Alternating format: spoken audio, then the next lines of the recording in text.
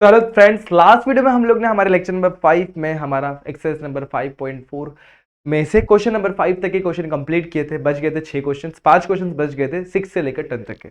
आज के इस वीडियो में हम लोग उन्हीं क्वेश्चन को कंप्लीट करेंगे और उन्हीं क्वेश्चन के बारे में बात करेंगे। तो विदाउट वेस्टिंग अवर टाइम, तो दोस्तों कैसे हैं आप सभी लोग? I hope you are fine. तो मैं स्वागत करता हूं आप सभी का हमारे यूट्यूब चैनल JR कॉलेज पर। अच्छा, एक चीज बता देना चाहता हूं कि अभी तक आपने हमें हमारे इंस्टाग्राम आईडी पर फॉलो नहीं किया हो तो यहाँ पे जाके आप सिंपली हमें फॉलो कर सकते हैं। कि बहुत से डाउट्स आप लोग कमेंट सेक्शन में तो पूछते हैं, लेकिन उसे वहां पर क्लियर करना आसान नहीं होता। तो सिंपली आपके डाउट आप हमारे साथ इंस्टाग्राम पे ड्रॉप करिए, आपके डाउट वहां पर क्लियर कर दिए जाएंगे। स्टार्ट करते हैं आज का वीडियो। क्वेश्चन में बढ़ते डायरेक्टली। आप लोगों को सारे कंसेप्ट पता होंगे मैं अज्यूम करता हूं, और बहुत सारे क्वेश्चन मैंने लास्ट वीडियो में आप लोग को बताए थे।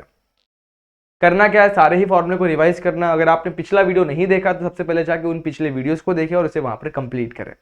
बात करते हैं इस क्वेश्चन की। तो find the equation of the line whose x intercept is 3 and which is perpendicular to 3x minus 5 plus 23 equal to 0।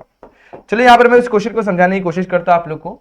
एक लाइन है जो क्या है, देखो मान लेते हो सबसे पहले मैं 3x minus y plus 23 equal to 0 वाली लाइन बनाता हूं। यहां पर ये मेरी लाइन क्या होगी, 3x minus y plus 23 equal to 0। अब मेरी दूसरी जो लाइन मुझे रिक्वायर्ड है वो इस लाइन को परपेंडिकुलर है। तो मैं अज्यूम करता हूं ये लाइन क्या है, इसको परपेंडिकुलर है। इस तरीके से क्या है, ये परपेंडिकुलर है। ठीक है, अब परपेंडिकुलर लाइन का आपको कंसेप्ट पता है। परपेंडिकुलर लाइन के बीच में स्लोप का रिलेशन होता है। अगर मैंने किसी तरीके से इसका स्लोप निकाल दिया तो इसका स्लोप इसका नेगेटिव रेसिप्रोकल होता है, वो मिल जाएगा। अब बात करते हैं और क्या दिया हुआ है।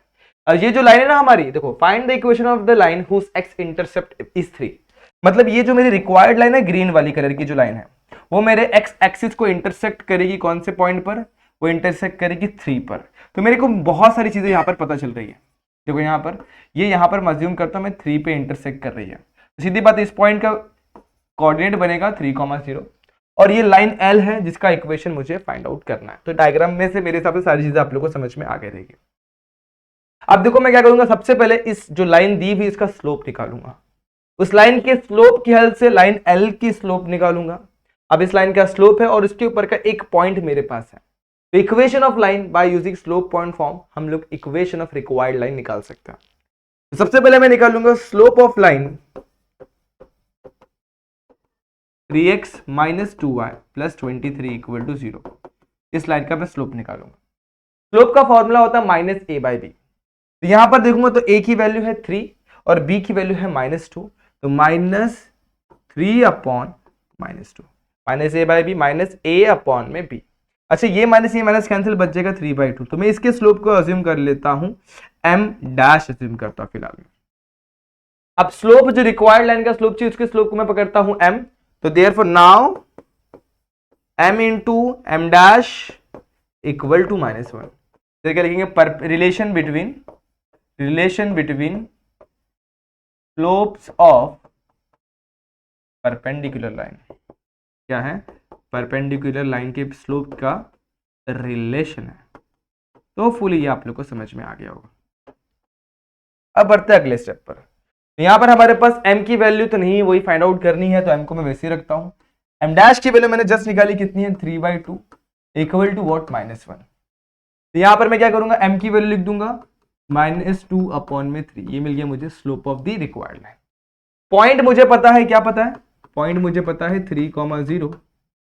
ठीक है, तो इस तरीके से मैंने क्या कर लिया, इसे पकड़ूंगा मैं x1, y1 by equation of line by slope point form. इस तरीके से मैं इक्वेशन ऑफ लाइन निकाल सकता हूं। तो मेरे पास यहां पर स्लोप है, मेरे पास पॉइंट है, तो m into x minus x1 equal to y minus 1। The value of m is -2/3। तो यहां पर लिखता हूं -2 अपॉन 3 x माइनस x1 यानी 3 y माइनस 0। अच्छा, यहां पर देखो तो 2 अपॉन 3 वैसी, x माइनस 3 को वैसे लिखता हूं, y माइनस 0 इज y। 3 को वहां पर लेके जाके मल्टीप्लाई करूंगा, तो मैं इसी स्टेप में क्यों ना कर लूं। तो 3 को उठाता हूं, यहां पर लेके जाता हूं और यहां पर बचा हमारे पास -2। -2 को अगर अंदर मल्टीप्लाई करूंगा तो ये हो जाएगा -2x plus 6 equal to 3y। अभी हमें पता है x का जो कोएफिशिएंट है नेगेटिव में नहीं दिखना चाहिए, तो सबको वहां पे लेके जाएंगे, ये हो जाएगा 2x plus 3y minus 6 equal to 0 is what, required equation of line. कुछ इस तरीके से हम लोग ने इस इक्वेशन ऑफ लाइन, मतलब इस तरीके से हम लोग ने हमारी required equation of line find out कर ली। ये था सॉल्यूशन इस क्वेश्चन का। जरा देखना है इसे, इसका स्क्रीनशॉट वगैरह ले लें या फिर आप लोग इसे नोट भी कर सकते हैं। अगले क्वेश्चन पे बढ़ते हैं। Find the distance of a point a -2, 3 from a line 12x - 5y - 13 equal to 0। एक पॉइंट है मेरे पास, मान लेता हूं यहां पर -2, 3, और इस पॉइंट का हम लोग को एक लाइन से डिस्टेंस निकालना है। क्या निकालना है? डिस्टेंस। अब आप लोग को पता होना चाहिए डिस्टेंस जो होता है हमेशा परपेंडिकुलर वाला होता है, तो वो हम लोग को निकालना है। और ये लाइन क्या है? 12x - 5y - 13। अब आप लोग को पता होना चाहिए अपन ने फॉर्मूला देखा था, distance of a point from a line, distance of a point from a line क्या हो जाएगा? सिंपल है, यहां पर करेंगे अपन, ये डालेंगे अपन मॉड में, यहां पे लिखेंगे √a² + b²। ऊपर क्या आएगा? ax1 + by1 + c। अगर मैं 12x - 5y - 13 इक्वल टू 0 को कंपेयर करूं ax + by + c equal to 0 से, तो देखो यहां पर a की वैल्यू मुझे मिल जाएगी 12, b की वैल्यू -5 एंड c की वैल्यू मिलेगी मुझे -13। और उसी तरीके से मुझे यहाँ पर x1 और y1 की वैल्यू मिल जाएगी। इसे यहाँ पर मैं लिख सकता हूँ, यहाँ पर x1 की वैल्यू हो जाएगी -2 और y1 की वैल्यू हो जाएगी 3। तो उस तरीके से मुझे मेरा सॉल्यूशन यहाँ पर दिखता हुआ दिखाई देगा। तो डिस्टेंस को मैं लिखता हूँ लेटर p के साथ और यहाँ पर वैल्यूज को पुट करता हूँ। The value of a is what? 12। x1 की वैल्यू मेरे पास कितनी है? -2 है। The value of b is what? -5। तो यहाँ पर लिखता हूँ मैं -5 इंटू y1 की वैल्यू कितनी है? 3 प्लस वैल्यू ऑफ c -13। तो यहाँ पे -13 अपॉन में √12 का स्क्वायर प्लस माइनस इसका b का स्क्वायर, तो यानी कि इसका -5 का स्क्वायर। अच्छा यहां पर देखेंगे तो p की वैल्यू कुछ इस तरीके से मिलेगी, 12 × 2 करेंगे तो -24 होता है। यहां पर लिखता हूं मैं -24। उसी तरीके से -15 और यहां पर मुझे मिल जाएगा -3 -13 मिल जाएगा, सॉरी, अपॉन में √12 का स्क्वायर 144, 5 का स्क्वायर -5 का स्क्वायर ले लो 25, तो 144 + 25 रूट के अंदर ये मिलेगा।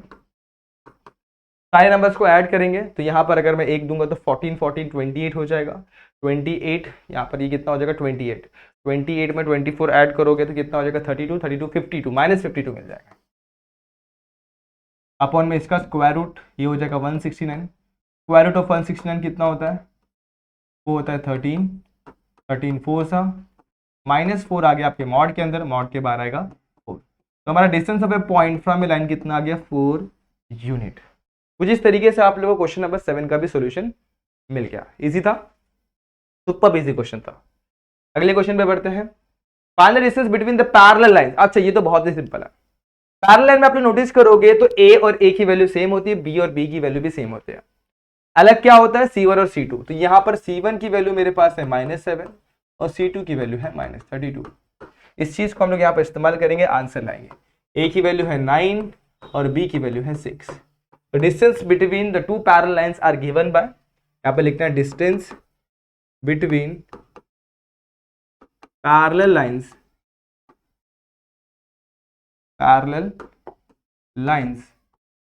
are given by p equal to c1 - c2 upon में √a² + b²।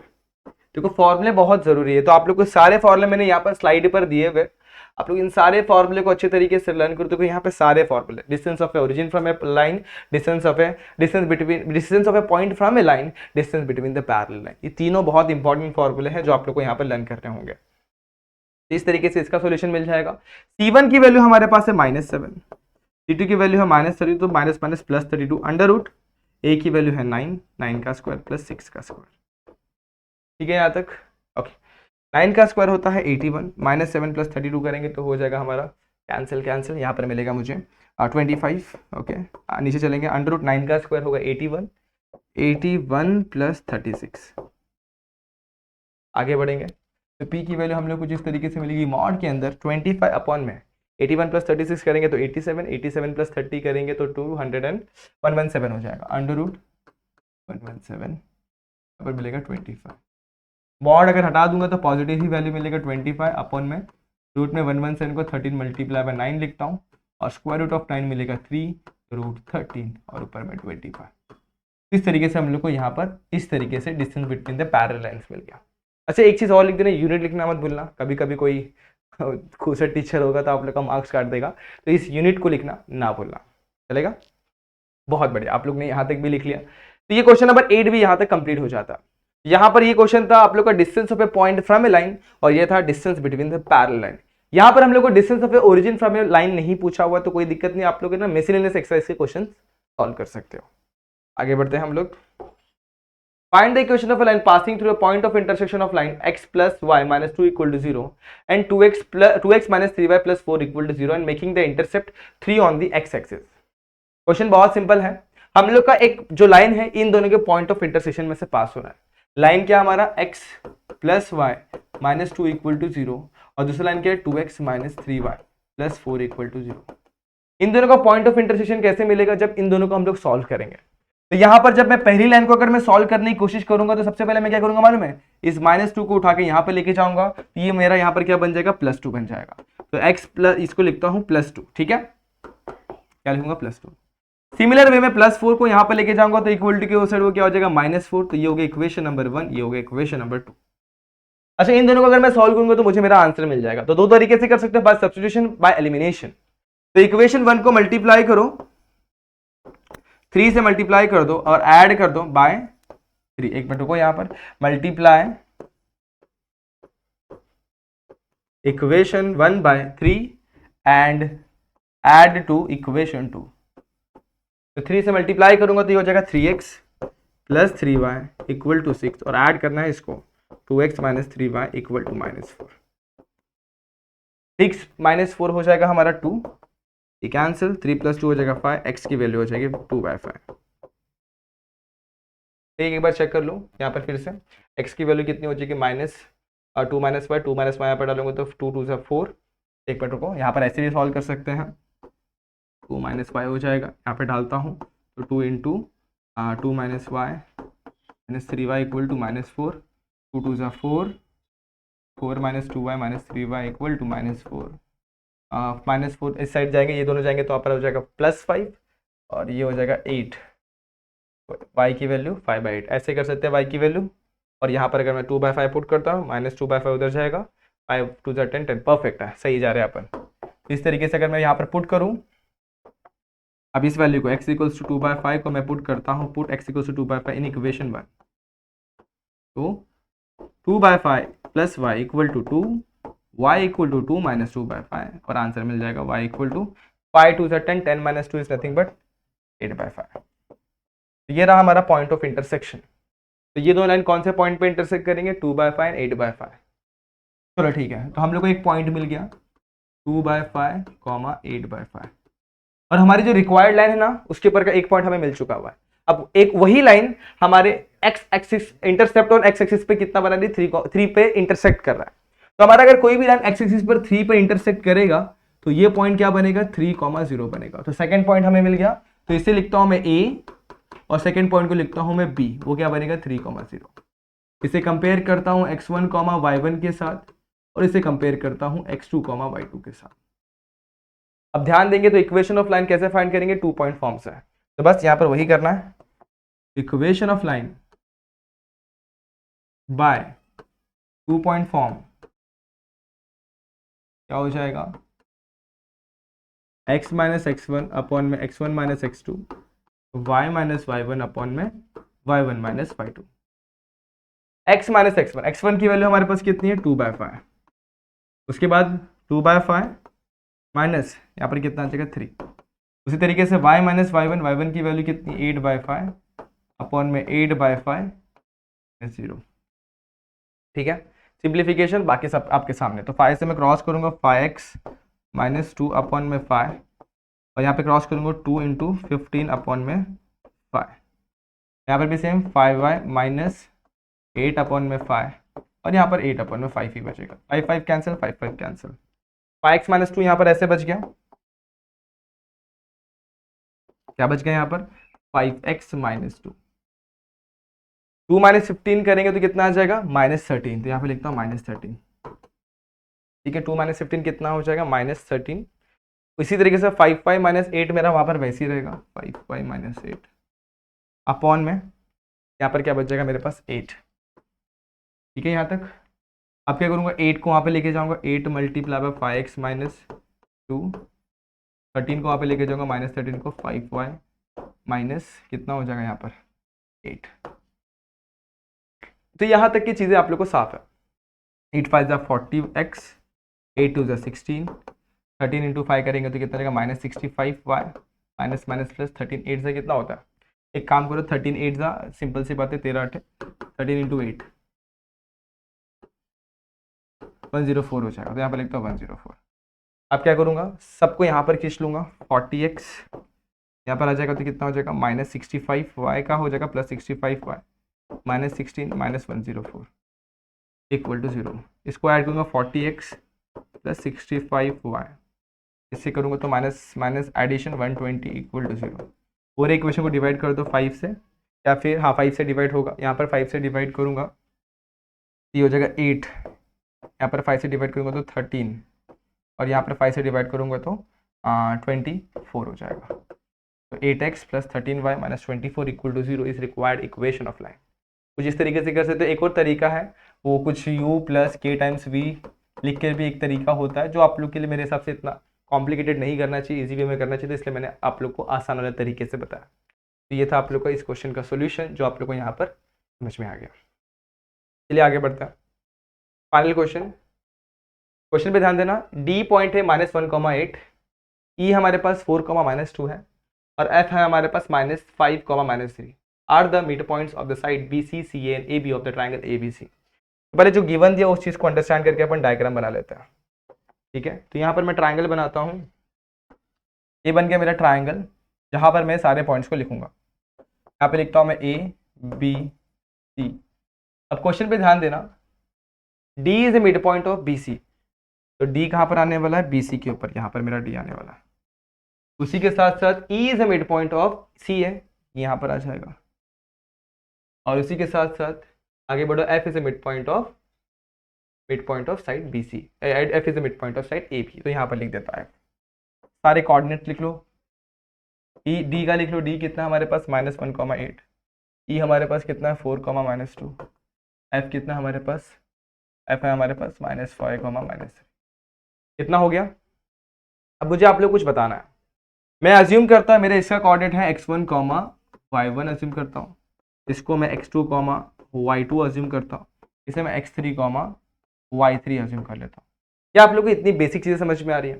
ठीक है, मुझे कोऑर्डिनेट्स पता नहीं है ए बी सी के, बट मुझे क्या करना मालूम है, मुझे पहले कोऑर्डिनेट्स निकालने पड़ेंगे, उसके बाद इक्वेशन ऑफ साइड निकालना पड़ेगा हर एक साइड का। सिंपल है, कुछ दिक्कत नहीं। तो पहले सबसे इंपॉर्टेंट चीज़ है आप लोग को ए बी और सी की कोऑर्डिनेट्स निकालना है। अगर आप लोग को ये आ गया तो आप लोग पूरे एक्सरसाइज मतलब पूरे क्वेश्चन को आराम से सॉल्व कर सकते हो। अब वो कैसे करेंगे, चलो ध्यान दो। पहले अपन एक चीज समझते हैं। देखो, D is a mid point of B C, D क्या है, mid point of B C है। अगर ये आप लोग को समझ में आया तो आप लोग को आगे का पार्ट भी समझ में आएगा।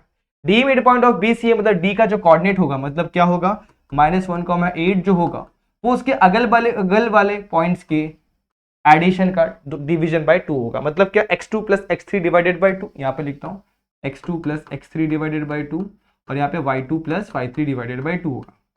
इसका मतलब क्या, x2 प्लस x3 अपॉन में 2 equal to -1, x2 plus x3 की वैल्यू हो जाएगी यहाँ पर -2। उसी तरीके से यहाँ पर बात करते हैं नेक्स्ट पॉइंट की, यहाँ पर क्या होगा, y2 plus y3 divided by 2 की वैल्यू होगी 8, y2 प्लस y3 कितना हो जाएगा, 16 हो जाएगा। इसे पकड़ता इक्वेशन नंबर 1, इसे पकड़ता इक्वेशन नंबर 2। इक्वेशन 1 और 2 समझ में आ गया। सिमिलरली हम लोग को और भी इक्वेशंस बनाने पड़ेंगे। जैसे मैंने डी के लिए देखा तो यहाँ पर लिखता हूँ सिमिलरली फॉर पॉइंट ई लिखते हैं। ई के लिए क्या हो जाएगा, देखो ध्यान दो, x1 plus x3 divided by 2 equal to 4, x1 plus x3 divided by 2 equal to 4, यानी कि 2 को यहाँ पे लेके जाएंगे तो हो जाएगा 8, x1 प्लस x3 2 उधर जाएगा तो हो जाएगा 8। ये हो गया इक्वेशन नंबर 3। और उसी तरीके से y1 प्लस y3 अगर मैं करता हूं, अगर नहीं समझ में आया तो मैं स्टेप ले लेता, कोई दिक्कत नहीं है। अगर आप लोग को नहीं समझ में आया, ई को देखो, ई क्या है 4, -2 है, यहाँ पर क्या हो जाएगा वो, देखो E is a mid point of, सीधी बात है ए सी, तो a के कोऑर्डिनेट्स का एडिशन का डिवीजन, यानी क्या, x1 plus x3 divided by 2, y1 plus y3 divided by 2। अब सबसे पहले चीज को नोटिस करते हैं, तो 4 इक्वल टू क्या हो जाएगा, x1 plus x3 divided by 2, यानी x1 प्लस x3 की वैल्यू हो जाएगी 8। इसको डालता हूं equation number 3।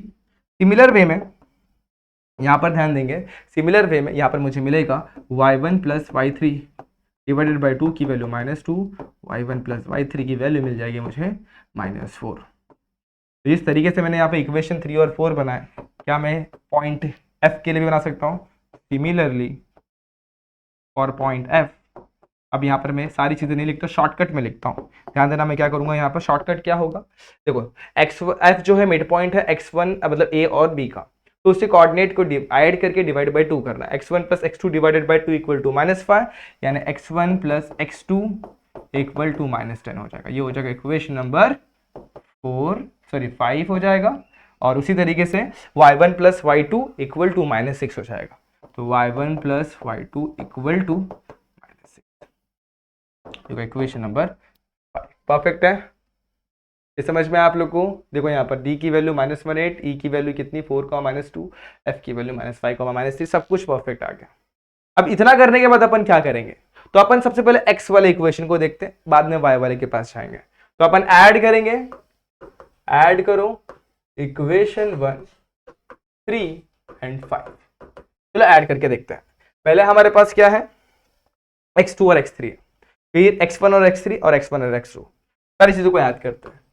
x1 plus x3, sorry x2 plus x3, उसके बाद x1 प्लस x3, फिर x1 प्लस x2। ये LHS में। RHS में क्या है, -2, 8 और -10। तो -2, 8 और -10, इन सबको ऐड किया।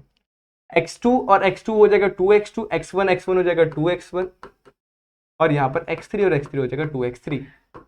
-2 और -8 हो जाएगा, -10 हो जाएगा -12, और 8 को सब ऐड करेंगे तो हो जाएगा -4। पूरे इक्वेशन को डिवाइड बाय 2 करते तो x1 plus x2 plus x3 की वैल्यू हो जाएगी -2। बट अगर इक्वेशन नंबर, हम लोग कोई भी इक्वेशन को देखते हैं, इक्वेशन 1 को ही देख लो या 2 को ही देख लो, कोई इक्वेशन 1, 3 या फिर 5, किसी को भी एक इक्वेशन को देखो, तो आप लोग है ना आपका आंसर निकाल सकते हो। तो फ्रॉम 3, इक्वेशन नंबर 3 पे ध्यान देना, वहां पर हमें क्या दिया हुआ है, x1 प्लस x2 की वैल्यू दी -10। यहाँ पर देखो x1 प्लस x2 की वैल्यू मैं पुट कर दूंगा यहाँ पे -10 फ्रॉम इक्वेशन 3, हाँ, इक्वल टू -2। x3 की वैल्यू हो जाएगी -2 प्लस 10, x3 की वैल्यू हो जाएगी 8, x3 8 मिल गया। अब x3 की वैल्यू पुट कर देंगे हम लोग इक्वेशन नंबर 1 में, तो पुट x3 इक्वल टू 8 इन 1 में पुट करूंगा तो x2 plus 8 equal to -2, x2 is equal to -2 -8, x2 की वैल्यू मिल जाएगी -10। ठीक है, मिल गया यहां तक।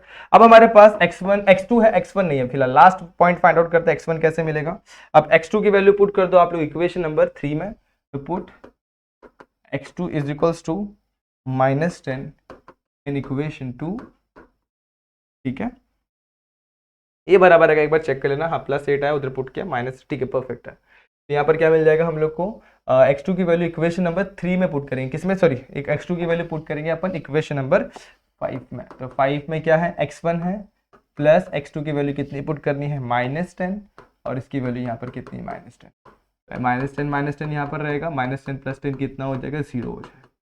कुछ इस तरीके से हम लोग को x1 की वैल्यू जो मिली यहाँ पर 0 मिल गई। तो यहाँ पर हम लोग को x1, x2 और x3 की वैल्यू जिस तरीके से मिली, सिमिलर वे में अपन क्या बाकी चीजों की वैल्यू निकाल सकते हैं, जैसे कि क्या, y1, y2 और y3 की वैल्यू निकालेंगे। तो यहाँ पर y1 की वैल्यू कैसे निकालेंगे, जैसे यहाँ पर देखो, ध्यान देना, इक्वेशन 2, इक्वेशन 4 और इक्वेशन 6 को अपन ऐड करते हैं। किसको, इक्वेशन 2, इक्वेशन 4 एंड इक्वेशन 6 को अपन ऐड करेंगे, तो हम लोग को हमारा सॉल्यूशन दिखता हुआ दिखाई देगा। समझ रहे बात को, ठीक है। तो चलो सबसे पहले अपन क्या करेंगे, अभी इक्वेशन 2, 4 और 6 को ऐड करते हैं।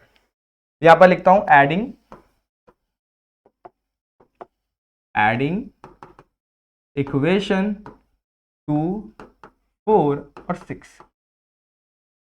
2, 4, 6 को मैं ऐड करूंगा तो 2 क्या है यहाँ पर, तो 2 की वैल्यू है y2 प्लस y3, उसके बाद 4 कितना y1 प्लस y3 और y1 प्लस y2। सिमिलर जैसे यहाँ पर अपन ने इसको ऐड किया वैसे उसको ऐड कर लें। यहाँ पर मिलेगा y2 plus y3 x2 sorry उसके बाद y1 प्लस y3 और फाइनली y1 प्लस y2। तो LHS को ऐड करते हैं, RHS को भी ऐड कर देते हैं। 16 है -4 है -6 है। 16 -4 -6 -4 -6 हो जाएगा 10। यहाँ पर बचेगा मेरे पास 6। यहाँ मिलेगा 2y1 2y2 और उसी के साथ साथ 2y3। y1 plus y2 plus y3 की वैल्यू मिल जाएगी मुझे 6। ठीक है, इसे डालता हूँ, मैं इसको पकड़ता हूँ। अब यहाँ पर मैं देखूंगा फ्रॉम इक्वेशन 6 पे जाता हूँ। इक्वेशन 6 पे आ जाओ। देखो ये रहा इक्वेशन 6, ये इक्वेशन 6 है। 6 में देखो तो y1 प्लस y2 की वैल्यू -6 दी हुई है। यहाँ पर मैं डालता हूँ -6। यहाँ पे -6 प्लस y3 इक्वल टू 6 हो जाएगा। इसकी वैल्यू पुट करी, y3 की वैल्यू 6 प्लस 6 यानी कितना हो जाएगा 12 हो जाएगा। y3 मिल गया। आगे बढ़ते हैं। जैसे y3 मिलेगा अपन कहाँ पे इसको पुट करेंगे, आप लोग y3 की वैल्यू पुट कर दो इक्वेशन नंबर 2 में। तो put y3 equal to 12 in equation 2। Equation 2 क्या है, y2 plus 12 equal to 16। y2 की वैल्यू मिल जाएगी 16 माइनस 12, y2 की वैल्यू मिल जाएगी अपने को। अब y2 की वैल्यू जो 4 आई आप लोग पुट कर दो चाहिए। अब देखो y3 है आपके पास, y2 है, दोनों की वैल्यू आप लोग पुट कर दो, किसी में भी पुट कर दो आप लोग को y1 मिल सकता है। तो y2 की value put y2 equal to 4 in 6। यहाँ पर y1 plus 4 equal to -6, y1 equal to 6 minus 4, y1 equal to -10। तो अब यहाँ पर हम लोग को x1 मिल गया, x2 मिल गया, x3, y1 y2 y3 सब मिल गया। जब x1 मिल गया, x2 मिल गया, x3 मिल गया तो मुझे क्या मिल गया, a b और c के कोऑर्डिनेट्स मिल गया। तो यहाँ पर मैं लिखता हूँ a b c के कोऑर्डिनेट्स। एक कोऑर्डिनेट क्या, x1 y1। x1 की वैल्यू कितनी है, यहाँ पर x1 की वैल्यू है 0 और y1 की वैल्यू मेरे पास है -10, तो 0, -10। x2 की वैल्यू कितनी है मेरे पास, -10 और y2 की वैल्यू मेरे पास कितनी है 4, तो -10, 4। x3 की वैल्यू मेरे पास कितनी है 8 और y3 की वैल्यू है 12, तो यहाँ लिखूंगा 8, तो मुझे कोऑर्डिनेट मिल गए। अब क्वेश्चन में क्या बोला, देखो ध्यान दें। क्वेश्चन में बोला हुआ है आप लोग को निकालना है कोऑर्डिनेट। सबसे पहले निकालना find the equation of triangle, equation of sides of triangle ABC. तो साइड्स निकालने हैं, तो साइड हमारे पास 3 है। यहाँ पर पहले ए बी का इक्वेशन निकालेंगे। अब ए का आप लोग कोऑर्डिनेट पता है, बी का कोऑर्डिनेट पता है, तो y2 माइनस y1 अपॉन में x2 माइनस x1 की हेल्प से आप लोग इसका इक्वेशन निकाल सकते हैं। सिमिलरली बीसी का और सिमिलरली एसी का ये हो जाएगा। बाद में coordinates of circum centre of triangle ABC, triangle ABC के सर्कम सेंटर का हमें क्या निकालना है, कोऑर्डिनेट्स निकालना है। सेम फंडा। अब सीधी बात अगर मैं सर्कम सेंटर बनाऊं तो यहाँ पर ये परपेंडिकुलर होगा, यहाँ पर ये भी परपेंडिकुलर होगा। तो सीधी बात है मैं अज्यूम करता हूँ ये लाइन मेरा L1 है और मैं अज्यूम करता हूँ ये मेरा लाइन है L2। तो देखो आप लोग ने 5th क्वेश्चन आप लोग को मैंने बताया था सेम पैटर्न से करना है आप लोग को। तो L1 का पहले आप लोग इक्वेशन निकालेंगे। कैसे निकालेंगे, सबसे पहले आप लोग इस लाइन का AC का स्लोप निकालेंगे। AC का स्लोप मिल गया, L1 क्या है, AC को परपेंडिकुलर है, तो L1 का स्लोप मिल जाएगा नेगेटिव रेसिप्रोकल में। सिमिलरली L2 का भी स्लोप निकाल सकते हैं।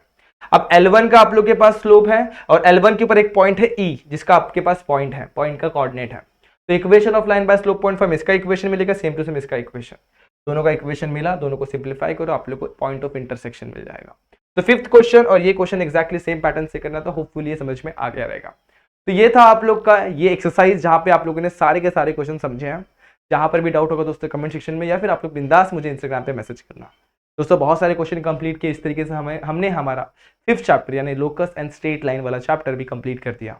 तो बहुत ही मस्त चैप्टर था जिसमें आप लोगों ने एंड तक बने रहे। अगर आप लोग इस वीडियो को पसंद कर रहे हो तो वीडियो को लाइक करो, चैनल को सब्सक्राइब करो, अपने दोस्तों के साथ इस वीडियो को जरूर शेयर कर देना। तो मिलते हैं नेक्स्ट वीडियो में जहां पर अपन जानेंगे कुछ नया और कुछ नए वीडियोस, कुछ नए चैप्टर सीखेंगे। तब तक के लिए stay tuned and good bye.